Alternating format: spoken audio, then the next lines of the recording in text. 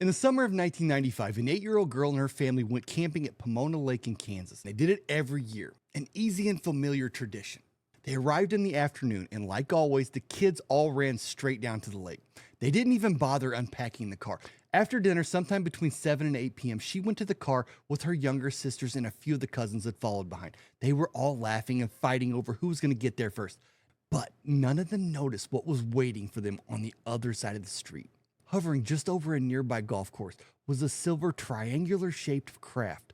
It floated eerily in the air, just low enough that they could make out its sharp, unnatural angles. The kids all screamed for their moms. Everyone stood there frozen, staring up at it. And then, total blackness. Nothing. The next thing the girl remembers is her mother's voice. "We need to go inside." They stumbled back towards the house where they were staying. When they got inside, they glanced at the clock, and it said 12 a.m. 4 full hours had just vanished. Everyone was starving, even though they had just eaten before going outside. At first, the family tried to make sense of it, but when they compared what they remembered, only 4 out of the 7 people remembered seeing the UFO or losing time. The others, they didn't remember anything unusual at all.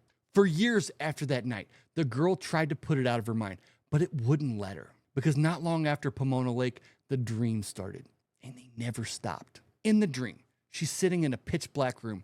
Across from her, her younger sister. Her sister is crying uncontrollably. There's a door to the right, and it's blindingly bright. So bright that she can't even look at it, not without feeling sick. Every single time she hears a voice inside of her head, it tells her, "Walk to the door."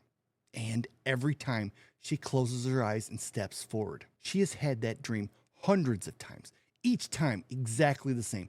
Over the years, she's tried to convince herself that it was just a dream. But deep down, she knows this doesn't feel like a dream. It feels like a memory.